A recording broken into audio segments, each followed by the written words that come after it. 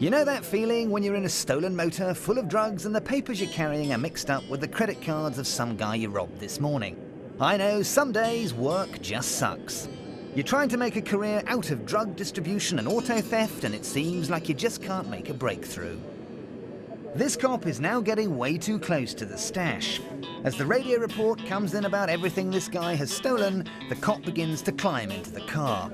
The driver has only one choice.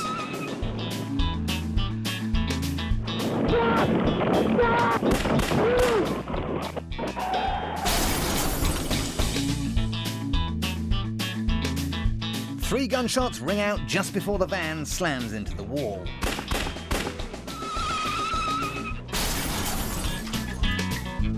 The quick-witted cop actually drew his gun whilst hanging out of the van door at 30 miles an hour and shot the dealer 3 times in the same buttock.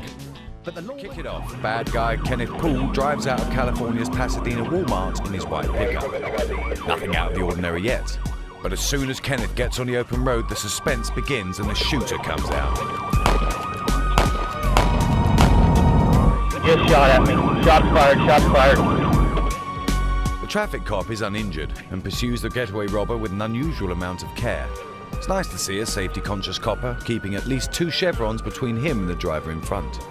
However, this turns out to be a schoolboy error, because it allows some old-timer to get between him and the suspect. If that all happened a bit quick and you missed the action... Now an example of how to deal with an armed bank robber that's taking pot shots at you. You could do what these officers are doing, which is hiding and then running in the opposite direction. Or you could take a leaf out of Officer Sandra Belise's book, who, despite being an independent and beautiful woman, chases after this desperate thief who doesn't think twice about shooting at cops. It's not long before the brave Officer Belise spots the robber's car and pulls in front of him. When he starts shooting at her, Officer Belise uses that rare commodity that seems to be absent from most police officers: initiative. She jumps out the car and lets it roll forward, returning fire while simultaneously using her own motor as a shield. She's multitasking. These rookie cops in Oklahoma are trying to apprehend this car thief here, but they've got their tactics all wrong. First, one forgets to take his foot off the accelerator and speeds off into the distance, leaving his mates to deal with the mess.